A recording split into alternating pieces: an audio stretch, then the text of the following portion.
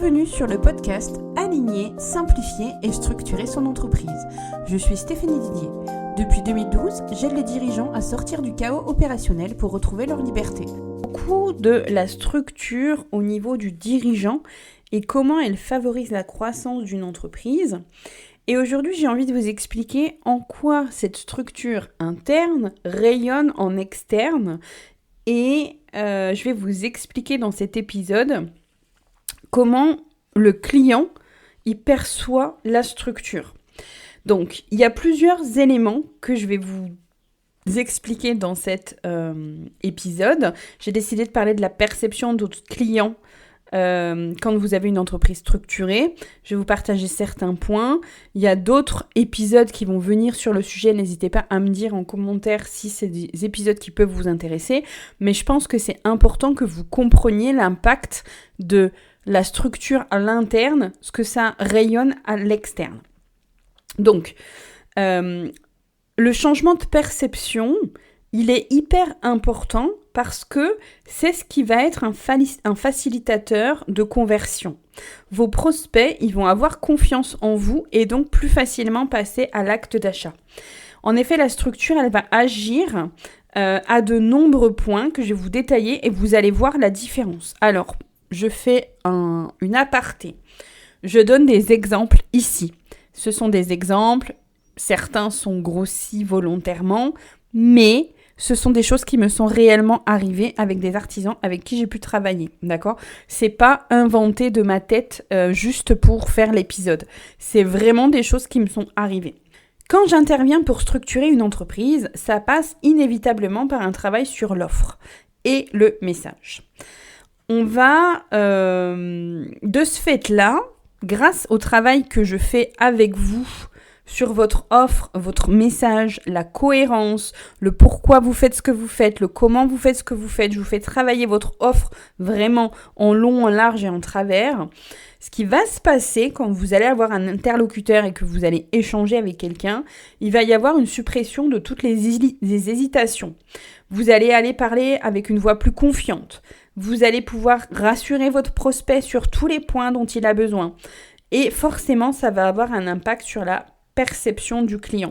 Il va se sentir compris, écouté, il va savoir exactement comment va se passer la prestation, est-ce qu'il peut attendre comme bénéfice.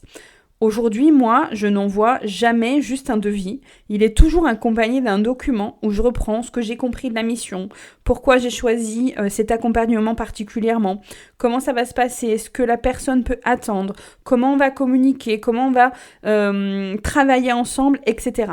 De ce fait-là, le prospect, il va voir le professionnalisme, il va se sentir rassuré et il va plus facilement passer à l'action. Donc ça, c'est en amont, avant la prestation. Ensuite, on va parler de la structure pendant la prestation. Là, en fait, je pense que il y a un... C'est parlant, je vais vous donner des exemples. Donc là, je vais prendre l'exemple de deux menuisiers. C'est pour l'exemple, encore une fois, d'accord ? J'ai pris cette profession au hasard. Moi, je vous ai dit tout au début que ça m'était arrivé, mais pas forcément avec des menuisiers. J'ai imagé pour que ce soit plus simple. Imaginons, il y a deux entreprises.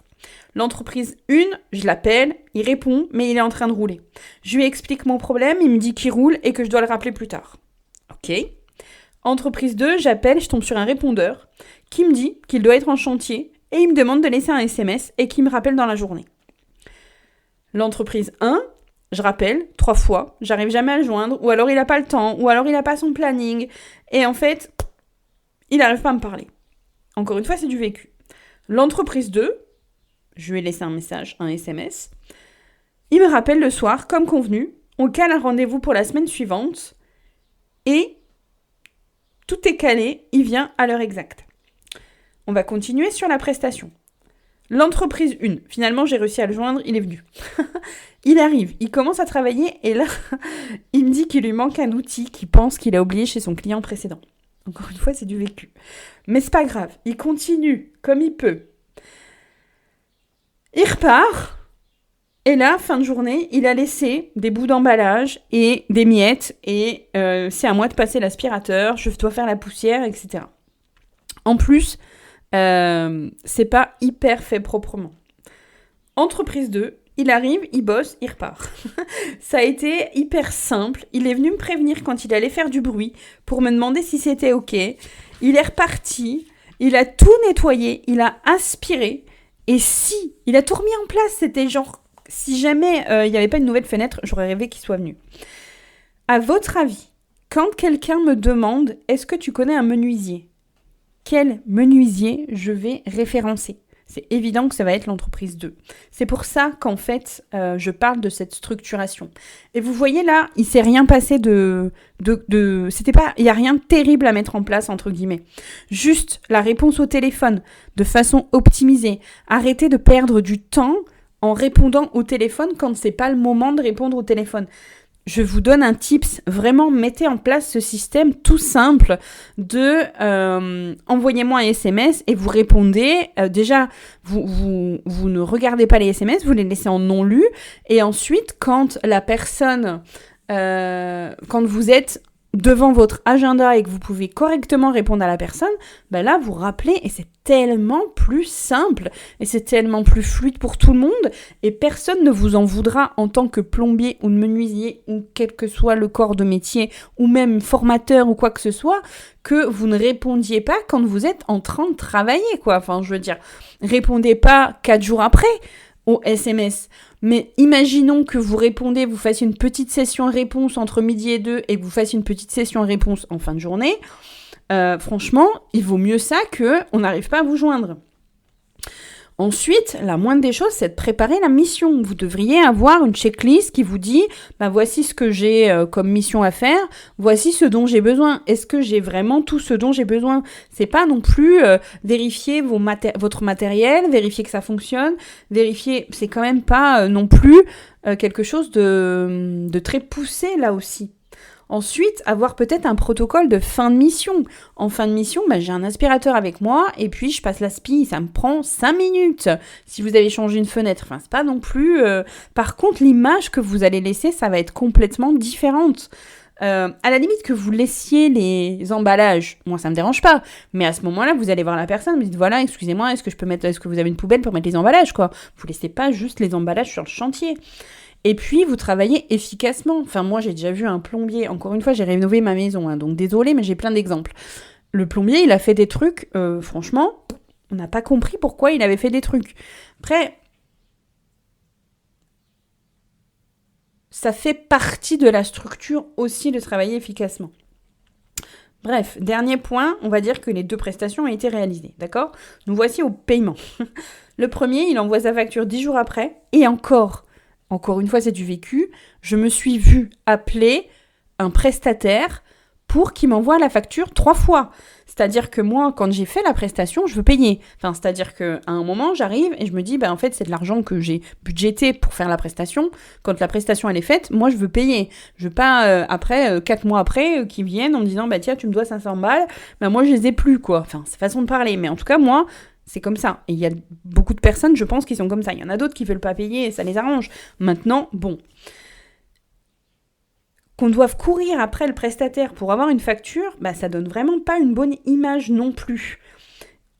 Il arrive souvent, encore une fois, j'ai travaillé avec beaucoup d'artisans aussi, et beaucoup d'autres entrepreneurs. Il arrive aussi des fois, on s'affole de faire les factures quand on a besoin d'argent en fait. Donc là, vous allez mettre une pression à la personne qui reçoit la facture, même si vous ne le souhaitez pas, la façon dont vous allez le dire ou la façon dont vous allez le faire, ça se ressent. Il n'y a pas à tortiller.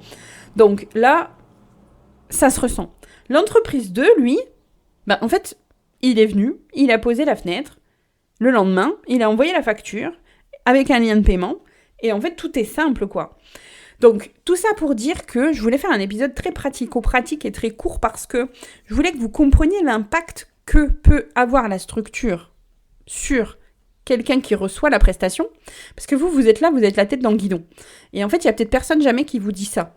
Mais moi, je vous le dis. Donc, en fait, quand vous travaillez comme ça, la perception de la personne en face, c'est ce qui va faire que la personne, elle va vous recommander ou elle va pas vous recommander. C'est ce qui va faire que la personne va refaire appel à vous ou pas refaire appel à vous. Il m'est déjà arrivé d'avoir fait une prestation avec un plombier encore une fois, c'est un plombier, je suis désolée, mais c'est ce que j'ai eu le plus dans ma maison, et de ne pas faire l'entretien avec ce même plombier parce que c'était plus possible de travailler. Donc, ça marche aussi avec les garagistes, ce genre de choses, etc. Donc, je dis plombier parce que c'est ce qui m'est arrivé à moi, mais je sais que ça peut arriver à plusieurs prestataires. Donc, en fait, c'est hyper important de vous mettre un petit peu dans la peau de la personne qui reçoit la prestation et imaginez-vous comment elle reçoit la prestation. Et la structure, c'est exactement ça. Mettre en place des petites choses qui vont vous faciliter le travail à vous.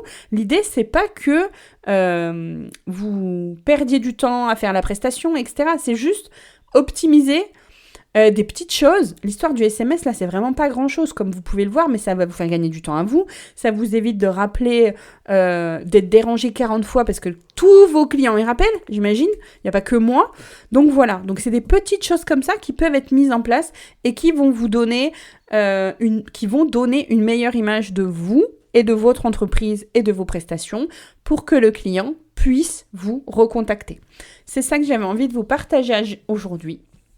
Je vous dis à bientôt dans un prochain épisode. Merci d'avoir écouté ce premier épisode. Si cette vision de la structure résonne en vous, abonnez-vous pour ne pas rater les prochains conseils concrets. On se retrouve la semaine prochaine pour remettre de la clarté dans votre quotidien.